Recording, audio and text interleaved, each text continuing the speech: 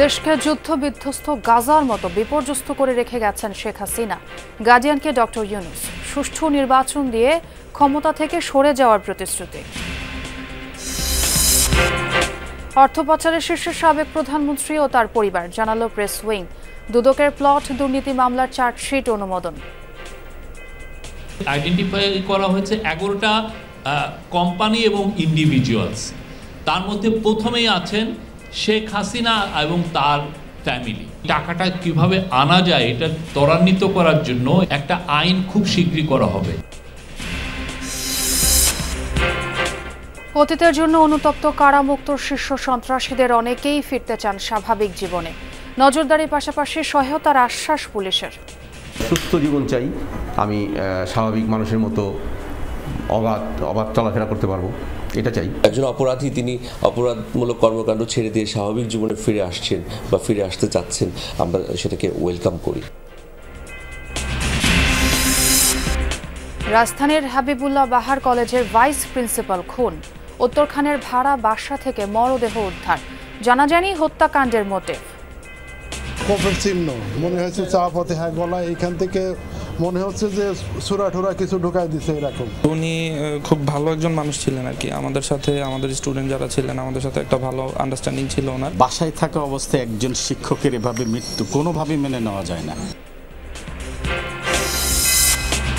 সুনামগঞ্জে চাঁদাবাজি নিয়ে দ্বন্দ্বে বিএনপির 2 গ্রুপের সংঘর্ষে একজন নিহত। পাবনায় আধিপত্য বিস্তারের জেরে যুবলীগ নেতাকে কুপিয়ে হত্যা।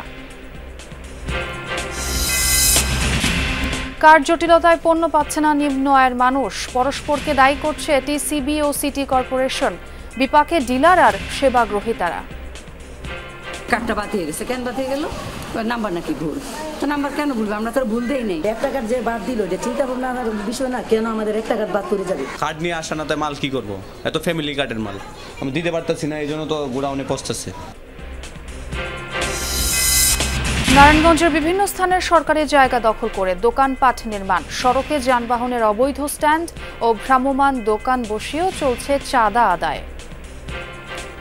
বিএনপির ক্ষমতায় বা বিএনপির ছত্রছায়ায় এলাকার কিছু প্রভাবশালী লোক সেই জায়গাগুলো দখল করছে। যারা এই ধরনের কার্যকলাপে অংশগ্রহণ করছেন তাদের ইতিপূর্বে শনাক্তের কাজ চলছে। দলীয়ভাবে তাদের বিরুদ্ধে শাস্তিমূলক ব্যবস্থা অচিরেই নেওয়া হবে। ক্রিকেটারদের কেন্দ্রীয় চুক্তি প্রকাশ করল বিসিবি। নিজের নাম প্রত্যাহার করলেন মাহমুদুল্লাহ। A+ ক্যাটাগরির একমাত্র ক্রিকেটার তাসকিন। বাংলাদেশকে যুদ্ধবিধ্বস্ত গাজার মতো বিপর্যস্ত করে রেখে গেছেন শেখ হাসিনা। ব্রিটিশ গণমাধ্যম দ্য গার্ডিয়ানকে দেওয়া সাক্ষাৎকারে এই মন্তব্য করেন প্রধান উপদেষ্টা ডক্টর মোহাম্মদ ইউনূস। বলেন, দেশের জনগণ, প্রতিষ্ঠান, নীতিমালা আর আন্তর্জাতিক সম্পর্ককে ধ্বংস করেছেন শেখ হাসিনা। চলতি বছর ডিসেম্বর থেকে আগামী বছর মার্চের মধ্যে দেশে নির্বাচন আয়োজন করে ক্ষমতা হস্তান্তর করবেন বলেও জানান ডক্টর ইউনূস। বলেন, এই নির্বাচন হবে কয়েক দশকের মধ্যে সবচেয়ে সুষ্ঠু ও অবাধ। শেখ হাসিনার আমলের তুলনায় দেশের আইনশৃঙ্খলা পরিস্থিতির অবনতি হয়েছে, এমনটা ডক্টর ইউনূস মনে করেন না বলেও প্রতিবেদনে উল্লেখ করেছে গার্ডিয়ান। বলেন, শেখ হাসিনা আমলে প্রকৃতপক্ষে কোনো সরকার ছিল না, ছিল ডাকাত পরিবার। তখন কেবল নেতাদের নির্দেশ পালন করা হতো, চাইলেই গুম আর ঋণ খেলাপি হওয়া যেত বলেও মন্তব্য করেন প্রধান উপদেষ্টা। শেখ হাসিনার বিরুদ্ধে মানবতা বিরোধী অপরাধের বিচার হবে এমন প্রত্যয়ও জানান তিনি। বাংলাদেশে বিনিয়োগের ভালো সুযোগ রয়েছে জানিয়ে মার্কিন প্রশাসনকে বিনিয়োগের আহ্বানও জানান ডক্টর ইউনূস। বিদেশে পাচারকৃত অর্থ ফেরাতে শিগগিরই আইন করা হবে। প্রধান উপদেষ্টার সভাপতিত্বে এক বৈঠকে এই সিদ্ধান্ত নেওয়া হয়েছে। আগামী সপ্তাহের মধ্যে এই অধ্যাদেশ হতে পারে বলে জানিয়েছেন প্রধান উপদেষ্টা প্রেস সচিব শফিকুল আলম। ফরেন সার্ভিস একাডেমিতে এক সংবাদ সম্মেলনে তিনি জানান, শেখ হাসিনা ও তার পরিবার টাকা পাচারের শীর্ষে। বলেন, পাচারকৃত অর্থ ফেরাতে 11 সদস্যের টাস্ক ফোর্স গঠন করা হয়েছে। রাষ্ট্রীয় অতিথি ভবন যমুনায় প্রধান উপদেষ্টার সভাপতিত্বে 1.5 ঘণ্টাব্যাপী উচ্চ পর্যায়ের বৈঠক। আলোচনা হয় আওয়ামী লীগ সরকারের আমলে দেশের বাইরে পাচার হওয়া অর্থ ফিরিয়ে আনা এবং এ সংক্রান্ত কাজের অগ্রগতি নিয়ে। বৈঠকে অংশ নেন উপদেষ্টা পরিষদের সদস্য, বিভিন্ন মন্ত্রণালয়ের সচিব, গভর্নর, বিএফআইইউ প্রধান এবং এসিসি চেয়ারম্যান। ফরেন সার্ভিস একাডেমিতে সংবাদ সম্মেলনে প্রেস সচিব শফিকুল আলম জানান, বিদেশে পাচারকৃত অর্থ ফেরাতে 1 সপ্তাহের মধ্যে অধ্যাদেশ জারি করা হবে। ল ফার্মের সঙ্গে চুক্তিতে সহায়তা করবে নতুন অধ্যাদেশ। এই টাকাটা কিভাবে আনা যায় এটা ত্বরান্বিত করার জন্য এবং এই যে কাজগুলো যে হচ্ছে সেই কাজগুলোর মধ্যে কোঅর্ডিনেশনটা আরো স্মুথলি করার জন্য একটা আইন খুব শীঘ্রই করা হবে।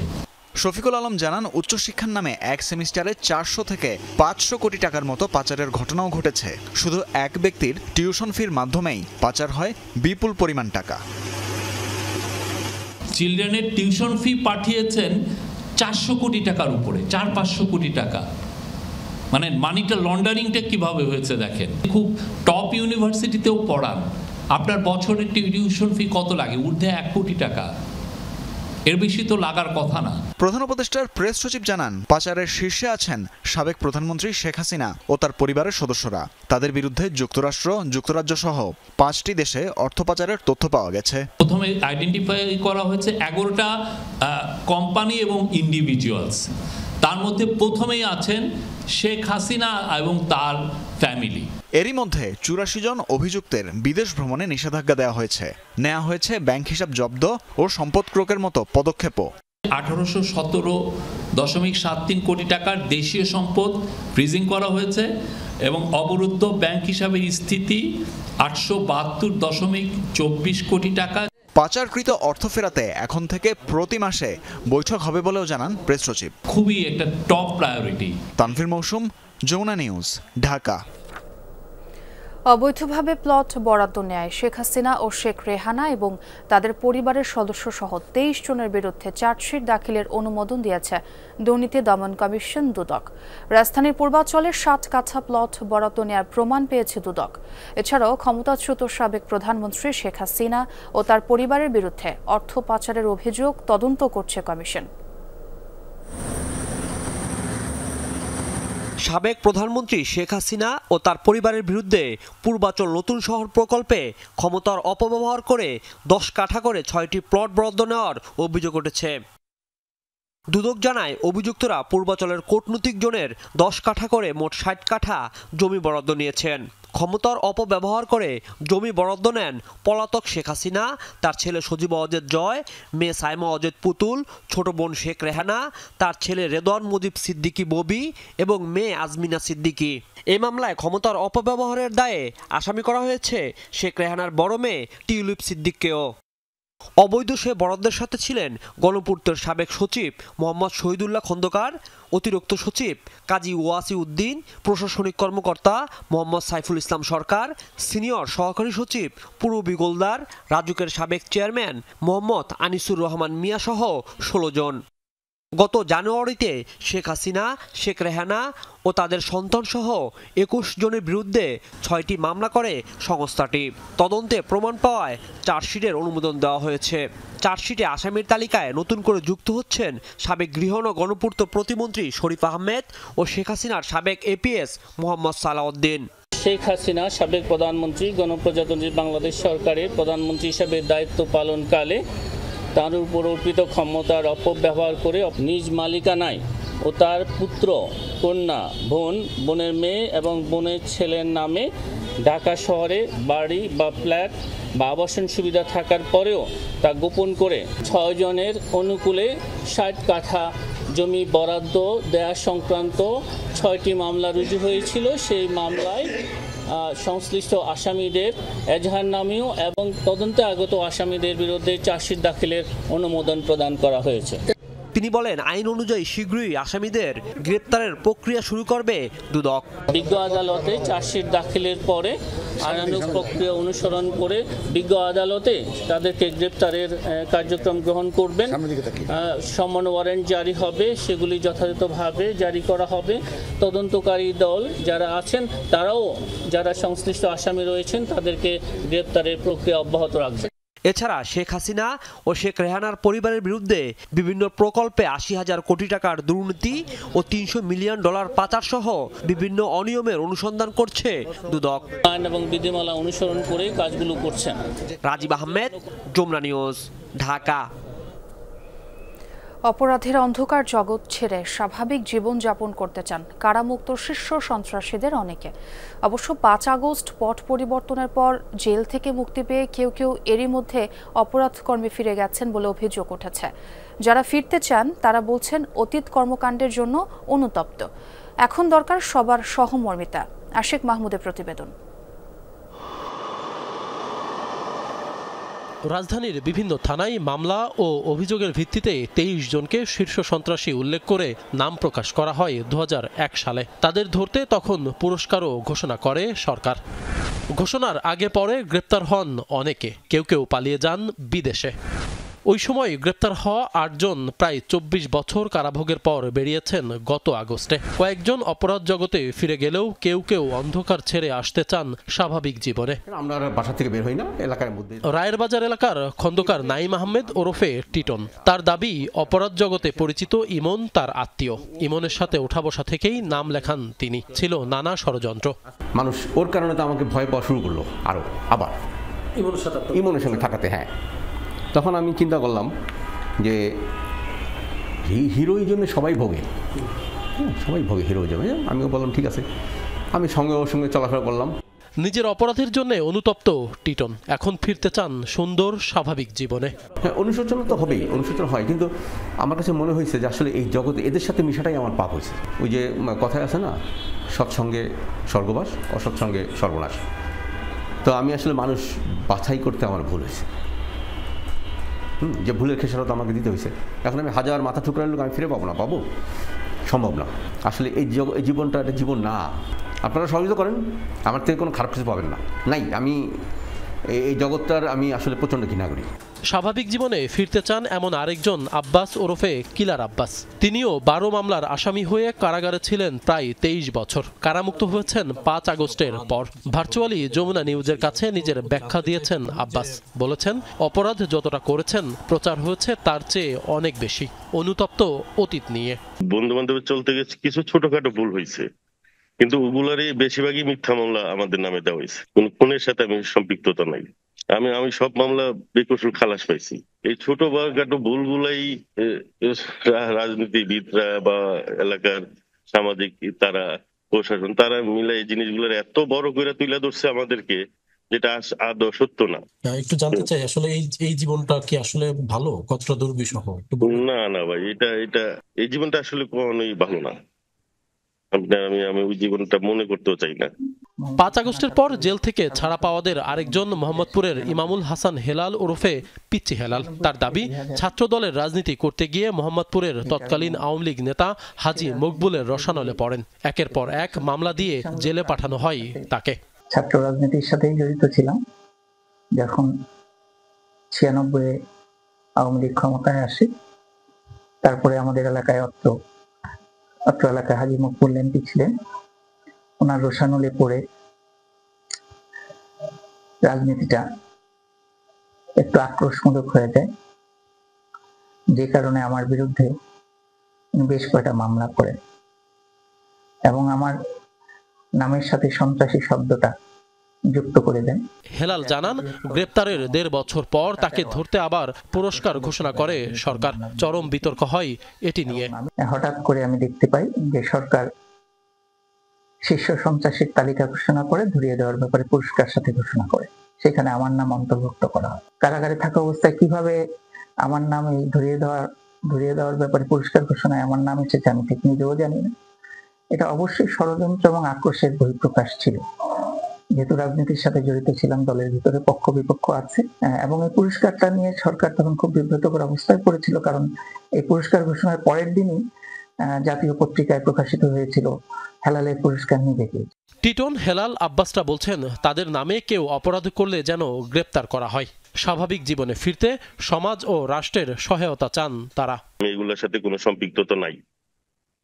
যারা করে আমাদেরকে, তাদেরকে আপনারা অ্যারেস্ট করেন বা যা করার করেন। আমার নাম করে কেউ যদি চাঁদাবাজি করে, কোথাও সন্ত্রাস করে, আমি যেহেতু এটার সাথে জড়িত নাই, জড়িত হবও না, সেহেতু অবশ্যই তাদেরকে খুঁজে বের করে তাদেরকে আইনের আওতায় নিয়ে এসে কঠিন শাস্তির ব্যবস্থা করার জন্য আমি তাদের কাছে অনুরোধ করছি। সুস্থ জীবন চাই, আমি স্বাভাবিক মানুষের মতো অবাধ চলাফেরা করতে পারবো, এটা চাই। প্রশাসন নজর রাখবে, কোনো অন্যায় হলে প্রশাসন যেটা বলবে, যদি আমাকে বলে আসো আমি যাব, আমি যদি অন্যায় করি আমাকে বলুন, কিন্তু আমার বিরুদ্ধে যেন কোনো ইটা না হয়, মিথ্যা ব্লেমটা যাতে না হয়। সবাই সজাগ দৃষ্টি রাখলে আমার মনে হয় না আমার এই সমাজে স্বাভাবিক জীবনে ফিরে আসা খুব কষ্টকর হবে। বিষয়টি নিয়ে পুলিশের অবস্থান কি? এটিকে আমরা সাধুবাদ জানাই। আর যদি দেখা যায় যে কেউ জামিনে রয়েছে, তার মানে কি তার আইনি কিছু বিষয় রয়েছে, সুতরাং আইনের যে ধাপটি রয়েছে সেটি তাকে যথাযথভাবে সম্পন্ন করতে হবে। এর বাইরে তিনি যদি স্বাভাবিক জীবনে ফিরে আসতে চান, আমরা সেটাকে ওয়েলকাম করি। আলোচিতদের নজরদারির পাশাপাশি সহায়তার কথাও জানিয়েছে পুলিশ সদর দপ্তর। একজন অপরাধী তিনি অপরাধমূলক কর্মকাণ্ড ছেড়ে দিয়ে স্বাভাবিক জীবনে ফিরে আসছেন বা ফিরে আসতে চাচ্ছেন, সেই ক্ষেত্রে আমাদের পক্ষ থেকে যদি যতটুকু করা সম্ভব করার সুযোগ থাকে সেটি অবশ্যই আমরা আমাদের পক্ষ থেকে করব। আশিক মাহমুদ, যমুনা নিউজ, ঢাকা।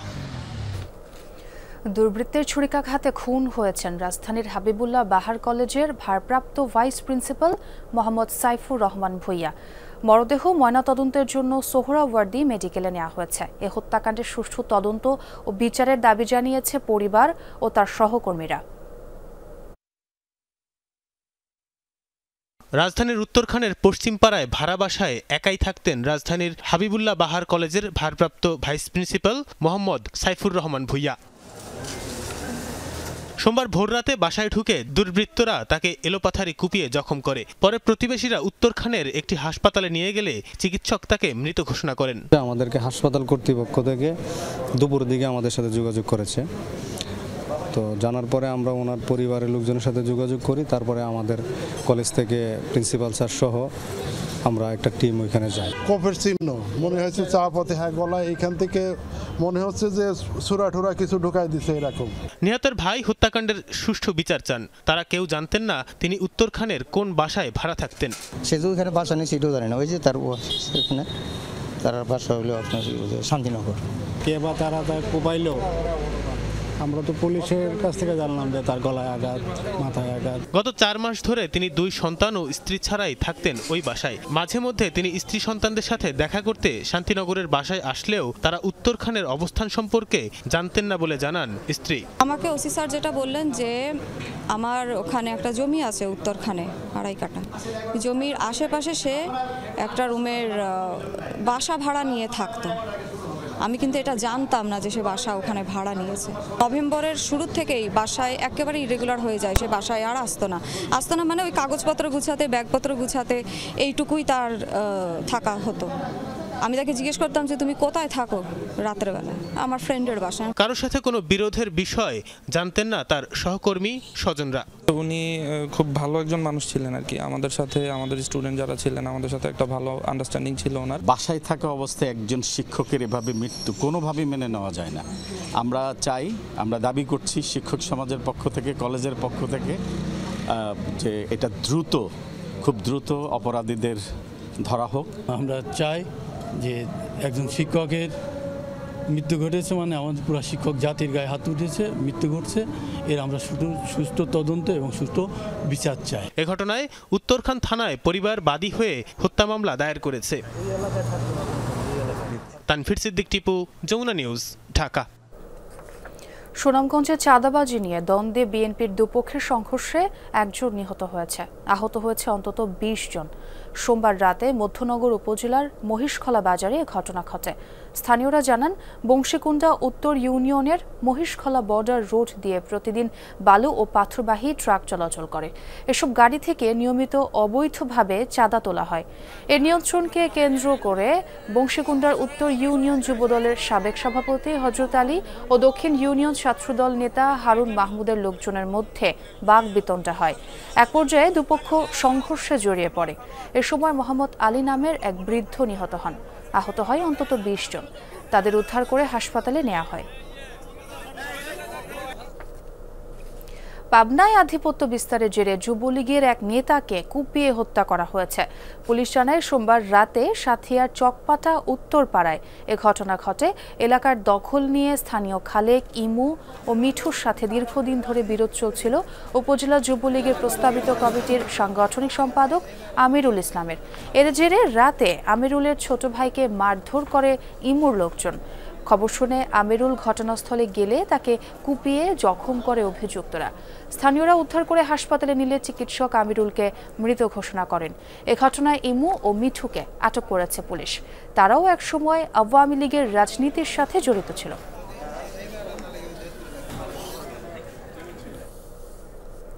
কার্ড জটিলতায় টিসিবির পণ্য নিতে পারছেন না অনেকেই। এতে বিপাকে পড়েছে ডিলার ও সেবাগ্রহীতারা। টিসিবি বলছে কার্ড সক্রিয় করে বিতরণের দায়িত্ব সিটি কর্পোরেশনের। তবে কর্পোরেশনের কর্মকর্তারা বলছেন একটিমাত্র ফোন থেকে প্রতিদিন 200 থেকে 300 বেশি কার্ড সক্রিয় করা যায় না। এজন্য সময় লাগছে। ক্ষুব্ধ সেবাগ্রহীতারা দ্রুত ব্যবস্থা গ্রহণের তাগিদ দিয়েছেন। টিসিবির সুলভ মূল্যে পণ্য কেনার কার্ড না পেয়ে বিড়ম্বনায় পড়েছেন অনেকে। গেল 2 মাস ধরে পণ্য পাচ্ছেন না কেউ কেউ। অভিযোগ রয়েছে না জানিয়েই কারো কারো কার্ড বাতিল করা হয়েছে। 4 জনের সংসার কিন্তু একটা কার্ড করছে, একটা কার্ডে আমাদের আসে না। মানে কার্ডটা বাতিল হয়ে গেছে। কেন বাতিল গেল? নাম্বার নাকি ভুল। তো নাম্বার কেন ভুলবে? আমরা তো ভুল দেই নাই। একটা কার্ড যে বাদ দিল এটা চিন্তা ভাবনার বিষয় না। কেন আমাদের একটা কার্ড বাদ করে যাবে? যার 6টা 7টা থাকে তারটা বাদ যা। টিসিবি ডিলার বলছেন বরাদ্দ পেয়েও তারা কার্ডধারী ক্রেতার অভাবে পণ্য বিক্রি করতে পারছেন না। 20-25 দিন ধরে মাল নিয়ে বসে রয়েছি। মাল কার্ড নিয়ে আসা না, তাই মাল কি করবো? এত ফ্যামিলি কার্ডের মাল আমি দিতে পারতেছি না, এই জন্য তো গোডাউনে পৌঁছতেছে। ট্রেডিং কর্পোরেশন অব বাংলাদেশ টিসিবির অভিযোগ সিটি কর্পোরেশন ঠিকমতো কার্ড বিতরণ করছে না। এতে দুর্ভোগে পড়েছে নিম্ন আয়ের মানুষ। ভোক্তাদের পর্যায়ে যদি যাদের কার্ড দেওয়ার দায়িত্ব সিটি কর্পোরেশন এবং জেলা প্রশাসন, তারা যদি ভোক্তা পর্যায়ে কার্ডটা বিলি না করে থাকে, সেই ক্ষেত্রে হয়তো তারা পণ্যটা পাবে না। তো আমি আশা করব যে যাদের দায়িত্বটা রয়েছে কার্ড বিলি করার, যদি অ্যাক্টিভ করা সম্ভাবনা হয় স্বল্প সময়ের মধ্যে, দ্রুত ভোক্তার কাছে কার্ডটা পৌঁছে দিলে পরবর্তীতে পর্যায়ক্রমে তারা কার্ডটা অ্যাক্টিভ করে দিতে পারবে তাদের আইডি পাসওয়ার্ড দিয়ে। তবে সিটি কর্পোরেশন বলছে ব্যক্তিগত পরিচয় ও ফোন নম্বর ভুল থাকার কারণে অনেককে কার্ড দেওয়া যাচ্ছে না। টিসিবি তাদের 10,000 কার্ড বিতরণের জন্য দিয়েছে, কিন্তু প্রতিদিন 200 থেকে 300 কার্ডের বেশি ডিজিটাল পদ্ধতিতে সক্রিয় করা যাচ্ছে না। এজন্যে তাদের সময় লাগছে, যে কারণে সেবাগ্রহীতারা বিড়ম্বনায় পড়ছেন। একটি মোবাইল দিয়ে মাত্র অ্যাক্টিভ করা যায়। একটি মোবাইলে সারাদিনে 200 থেকে 250 কার্ড অ্যাক্টিভ করা যায়। এই জন্য আমাদের অনেক সময় লাগতেছে। সময়ের ব্যাপারে যদি আরও কিছু সময় দেওয়া হয় তাহলে আমরা এই কার্ডগুলি সহজে অ্যাক্টিভ করে দিতে পারবো। এদিকে রমজানে সুলভ মূল্যে পণ্য নিতে টিসিবি ট্রাক সেলে বাড়ছে ভিড়। সোভান চৌধুরী, যমুনা নিউজ, ঢাকা। ঊর্ধ্বগতির বাজারে স্বল্প আয়ের মানুষের ভরসার জায়গা সাশ্রয়ী মূল্যের টিসিবির পণ্য। মেহেরপুরের পৌর শহরে সেই টিসিবির পণ্য বিক্রিতেই উঠেছে অনিয়মের অভিযোগ। ক্রেতাদের মতে অব্যবস্থাপনার জন্য এই রমজানেও ঘন্টার পর ঘন্টা লাইনে দাঁড়িয়ে শেষ পর্যন্ত খালি হাতে ফিরতে হচ্ছে অনেককে। তবে বরাদ্দের চেয়ে ক্রেতার সংখ্যা বেশি হওয়ায় এই ভোগান্তি বলে দাবি টিসিবি ডিলারদের। মেহেরপুর শহরের স্টেডিয়াম মাঠ। রমজান উপলক্ষে টিসিবি পণ্যের স্লিপ বিতরণে স্বজনপ্রীতির অভিযোগ উঠায় এই উত্তেজনা। এক পর্যায়ে বাকবিতণ্ডায় জড়িয়ে পড়েন দায়িত্বে থাকা টিসিবির ট্যাগ অফিসার। শেষ হয়ে গেছে, এখনো 30 জনকে দিল, কিন্তু আমরা লাইনে সামনে দাঁড়িয়েছি, আমাদের দিস না। হাত বাড়ি বাড়ি সারা সাইজ তাদের দিছি। ওদের লোকজনকে সব ঘরের মধ্যে ঢুকে নিচ্ছি, দরজা খুলে ঢুকে নিচ্ছি, ওদের দিয়ে দিচ্ছি। রমজানে যে কোনো উছিলায় কিছুটা বাড়তি থাকে নিত্য প্রয়োজনীয় পণ্যের দাম। তাই বাজার দর থেকে অল্প দামে ভোগ্যপণ্য বিক্রি করায় টিসিবি কার্যক্রমের উপরই ভরসা করেন স্বল্প আয়ের মানুষগুলো। তবে সেখানেও পিছু ছাড়ে না দুর্ভোগ। পৌর শহরের বিভিন্ন স্পটে ঘন্টার পর ঘন্টা লাইনে দাঁড়িয়েও খালি হাতে ফিরতে হয় অনেককেই। পণ্য বিক্রির ক্ষেত্রে স্বজনপ্রীতিরও অভিযোগ বঞ্চিতদের। আমরা যে 2 দিন ধরে 7টার সময় দেখতে গেছে খালি হাতে বাড়ি যাচ্ছে, সেই সকাল থেকে যে সব দাঁড়িয়ে আছে, তাহলে প্রতিটা মানুষের একটা নিয়ম নেই। বুঝে 2 ঘন্টা পর আইসো, আবার একটা মানুষ 4 বার নিচে 3 বার নিচে। যেখানে মালটা আসে 4টার সময়, আমাদের ইফতার করার সময় হয়ে যায়, এগুলো মালগুলো নিতে নিতে। এটা স্থানান্তর এক একদিন এক এক জায়গায় দেওয়া হোক, তাহলে এক একজন এক এক এলাকার মানুষগুলো পাবে সবাই। তবে ডিলারদের মতে অনিয়ম নয়, বিশৃঙ্খলার জন্য দায়ী চাহিদার বিপরীতে সরবরাহের অভাব। মাল হয়েছে সীমিত, মাত্র 400, কিন্তু লোক আছে এখানে মনে হয় 800। এই জন্যে ভোগান্তিটা হচ্ছে। এরই মধ্যে অব্যবস্থাপনার অভিযোগগুলো খতিয়ে দেখছে জেলা প্রশাসন। নানামুখী ব্যবস্থা গ্রহণের আশ্বাস এই কর্মকর্তার। আইন শৃঙ্খলা রক্ষার্থে জেলা পুলিশের সর্বোচ্চ সহযোগিতা করছে এবং এই টিসিবি কার্যক্রমে কোনো অনিয়ম বা অভিযোগ যদি প্রদান করে থাকে এবং এই অনিয়ম বা অভিযোগ তদন্ত সাপেক্ষে অভিযুক্তদের বিরুদ্ধে আইনানুগ ব্যবস্থা গ্রহণ করা হচ্ছে। ছুটির দিন বাদে 5 মার্চ থেকে 28 মার্চ পর্যন্ত 19 দিন পৌর শহরের 5টি স্থানে ভ্রাম্যমাণ ট্রাকের মাধ্যমে 400 জন করে পাবে টিসিবির পণ্য। জনপ্রতি দেওয়া হচ্ছে 1 কেজি চিনি, 2 কেজি মসুর ডাল, 1 কেজি ছোলা ও 2 লিটার ভোজ্য তেল। হুমায়ুন রশিদ, যমুনা নিউজ। নারায়ণগঞ্জ শহরের বিভিন্ন স্থানে সরকারি জায়গা দখল করে নির্মাণ করা হচ্ছে দোকানপাট। ভাড়া দিয়ে মোটা অঙ্কের টাকা পকেটে ভরছেন প্রভাবশালীরা। এছাড়া সড়কে যানবাহনের অবৈধ স্ট্যান্ড ও ভ্রাম্যমাণ দোকান বসিয়েও চাঁদা আদায় চলছে। অভিযোগ আছে কোথাও কোথাও বিএনপির নাম ভাঙিয়ে চলছে দখল বাণিজ্য। যদিও এর বিরুদ্ধে কঠোর অবস্থানের কথা বলছেন দলটির নেতারা। মন্ত্রণালয়ের অনুমতি নিয়ে নগরীর দেওভোগ জিমখানা এলাকায় রেলওয়ের জায়গায় অবৈধ স্থাপনা উচ্ছেদের পর দৃষ্টিনন্দন সিটি পার্ক গড়ে তোলে নারায়ণগঞ্জ সিটি কর্পোরেশন। শহরবাসীর বিনোদনের অন্যতম কেন্দ্র এটি। 5 আগস্ট পট পরিবর্তনের পর মণ্ডলপাড়া এলাকায় পার্কের প্রবেশপথে অবৈধভাবে নির্মাণ করা হয়েছে কয়েকটি দোকানঘর। সেখানকার ভিডিও ধারণ করতে গেলে তেড়ে আসেন অবৈধ দখলদার। এছাড়া পার্কে ঢোকার মুখেই রেলওয়ের জায়গায় গড়ে তোলা হয়েছে যানবাহনের অবৈধ স্ট্যান্ড। প্রতিটি গাড়ি থেকে নেওয়া হয় চাঁদা। এখানে রাস্তা ছিল, একটা রাস্তাও বন্ধ করে দিয়ে দোকানপাট তৈরি হয়েছে। এখানে মানুষের নানান একটা দুর্ভোগের সৃষ্টি হয়েছে। মণ্ডলপাড়ার ওদিকে অনেক যানজট, মানে গাড়ির স্ট্যান্ড হইতাছে, ওই জায়গার মধ্যে ওদিক দিয়ে তো আসেই যায় না লেকের মধ্যে। পার্কের আরেকদিকে মর্গান স্কুলের সামনে থেকে কাঠের দোতলা ভবন পর্যন্ত রাস্তা দখল করে গড়ে তোলা হয়েছে অটোরিকশা স্ট্যান্ড। দুপুরের পর থেকে রাস্তার 2 পার চলে যায় ভ্রাম্যমাণ দোকানদারদের দখলে। এতে ভোগান্তি পোহাতে হচ্ছে পার্কে আসা দর্শনার্থীদের। যানবাহনের অবৈধ স্ট্যান্ড ও ভ্রাম্যমাণ দোকান থেকে নিয়মিত চাঁদা আদায় করে একটি চক্র।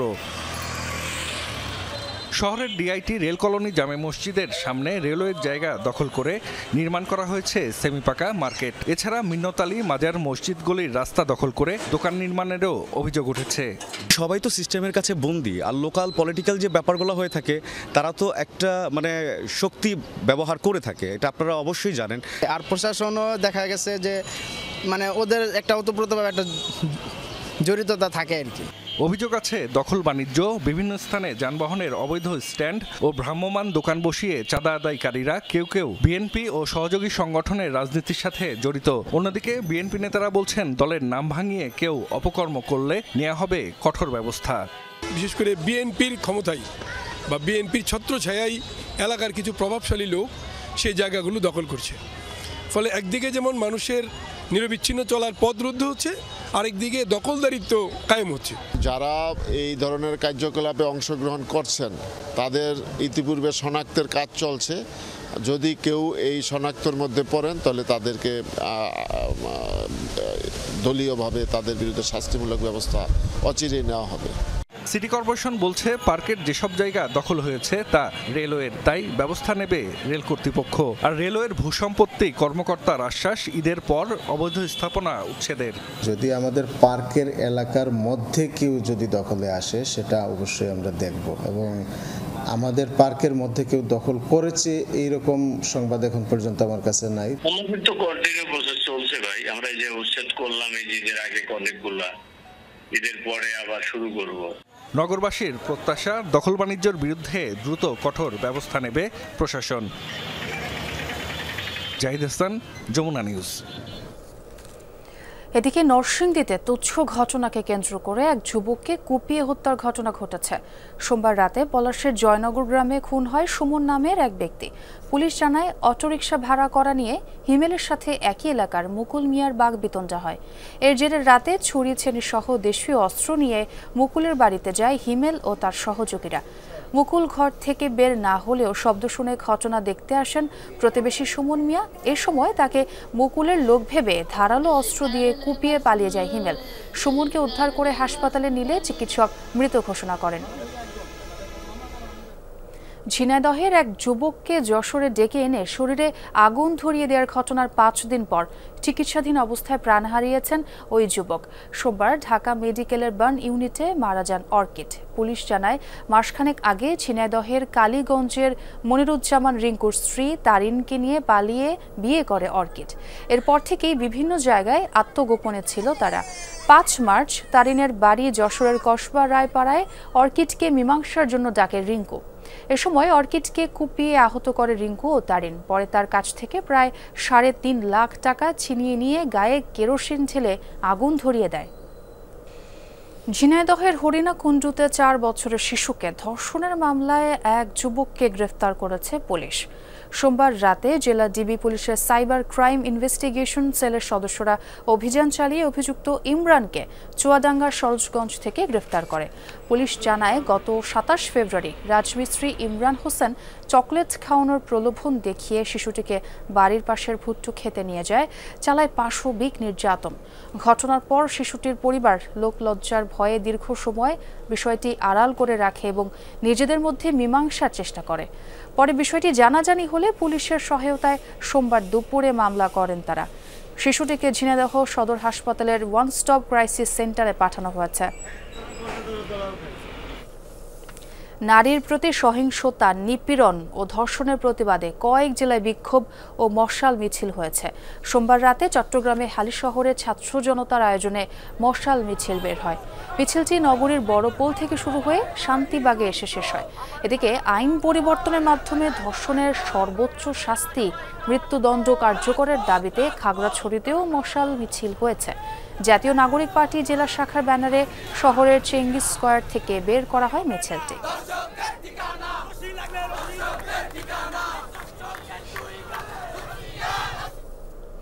পিরোজপুরের প্রাচীন কাঠ বাজার সন্ধ্যা নদীর তীর ঘেঁষে গড়ে ওঠা শতবর্ষী এই বাজার যেন কাঠের মেলা। প্রতিদিনই বড় বড় নৌযানে করে কাঠ আনা নেয়া করা হয় এই বাজারে। একসময় বার্মিজ ও সুন্দরবনের কাঠ বিক্রি হলেও বর্তমানে শুধুই স্থানীয় কাঠ বেচা কেনা হয় বাজারটিতে। সন্ধ্যা নদীর দুই পারে যেন কাঠের রাজ্য। হরেক জাতের কাঠ দিয়ে ঢাকা পড়েছে নদী তীর।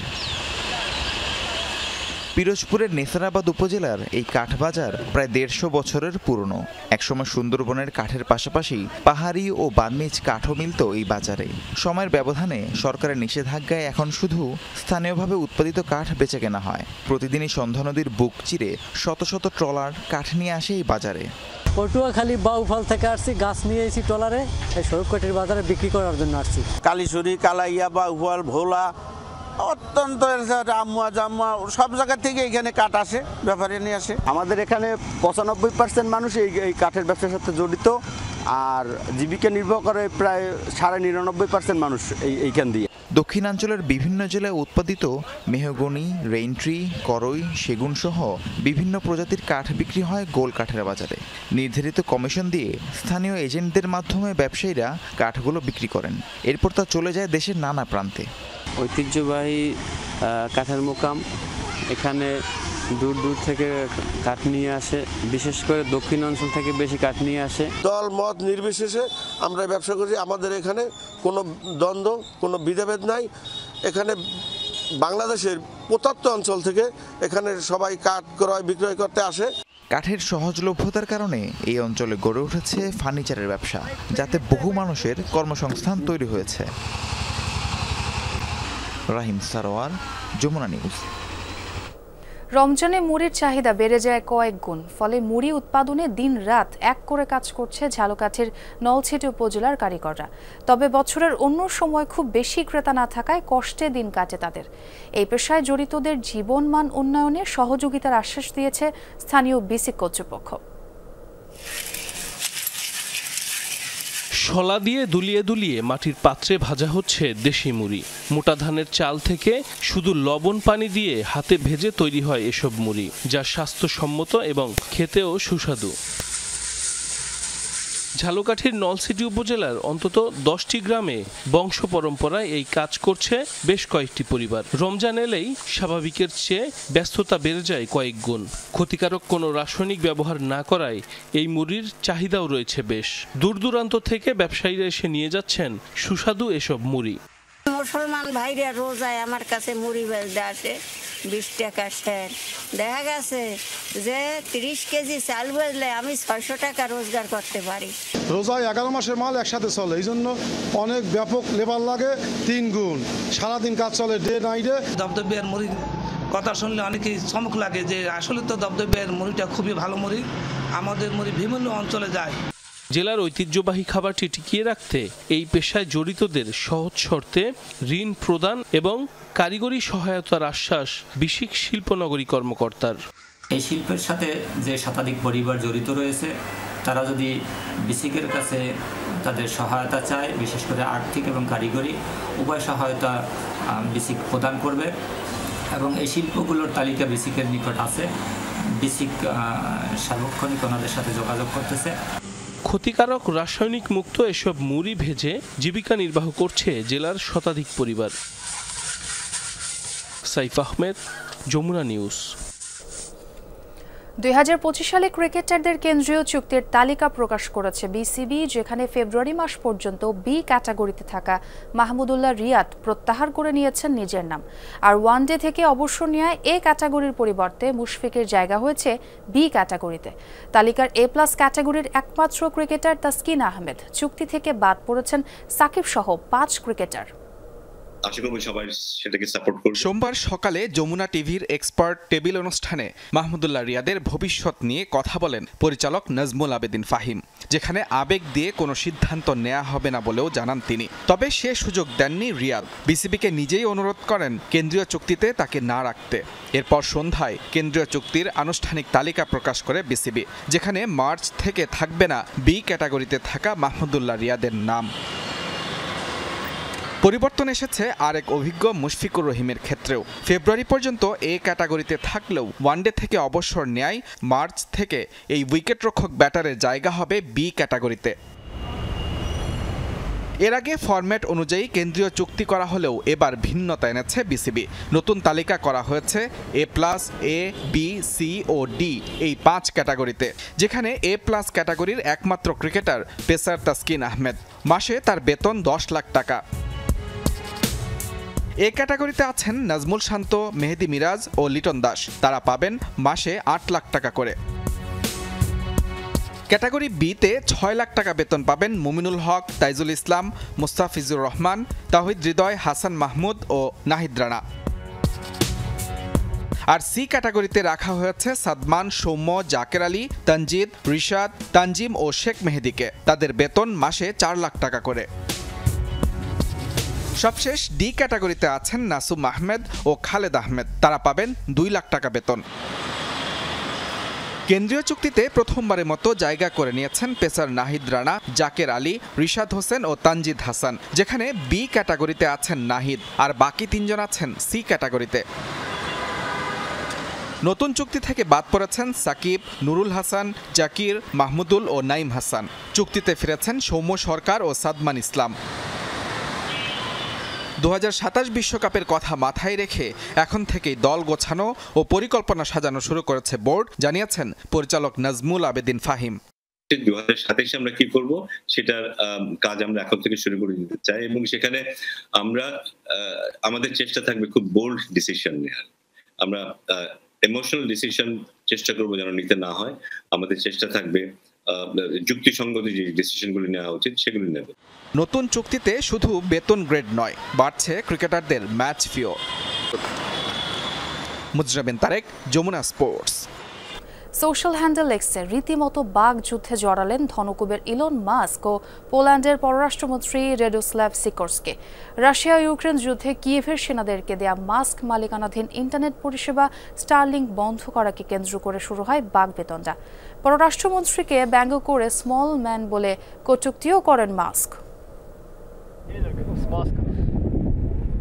চলছে স্নায়ুযুদ্ধ, তবে সাধারণ কোনো বাগবিতণ্ডা নয়। সোশ্যাল হ্যান্ডেল এক্সে রীতিমতো বিবাদে জড়িয়েছেন বিশ্বের সবচেয়ে ক্ষমতাধর প্রতিনিধিরা। ঘটনার সূত্রপাত ধনকুবের ইলন মাস্ক ও পোল্যান্ডের পররাষ্ট্রমন্ত্রী রেডোস্লাভ সিকোরসির মাঝে। কথা উঠেছে রাশিয়া ইউক্রেন যুদ্ধে কিয়েভ সেনাদের মাস্ক মালিকানাধীন ইন্টারনেট পরিষেবা স্টারলিংক বন্ধের। এ নিয়ে প্রতিবাদ জানিয়ে সোশ্যাল হ্যান্ডেল এক্সে পোস্ট করেন পররাষ্ট্রমন্ত্রী। বলেন, ইউক্রেনের হয়ে প্রতি বছর স্টারলিংককে $50 মিলিয়ন প্রদান করে পোল্যান্ড। তবে আস্থার জায়গা হারালে দ্রুতই খোঁজা হবে বিকল্প পরিষেবা, আর তাতেই চটে যান শীর্ষধনী। এ টুইটের ফলে বাগযুদ্ধে জড়িয়ে যায় যুক্তরাষ্ট্র ও পোল্যান্ডের শীর্ষ নেতারা। রিটুইটে রেডোস্লাভকে স্মল ম্যান বলে রীতিমতো তুচ্ছ-তাচ্ছিল্য করেন ইলন মাস্ক। দাম্ভিকতা দেখিয়ে আরও লেখেন, স্টারলিংকের কোনো বিকল্প নেই এবং এ সুবিধার জন্য পোল্যান্ডের পরিশোধিত অর্থের পরিমাণ অত্যন্ত নগণ্য। র্যাডোস্ল্যাভকে ব্যঙ্গ করে রিটুইট করেন মার্কিন সিনেটর মার্কো রুবিও। পররাষ্ট্রমন্ত্রীকে গুজব ছড়াতে নিষেধ করে লিখেন, স্টারলিংক না থাকলে বহু আগে এই যুদ্ধে হেরে যেত ইউক্রেন।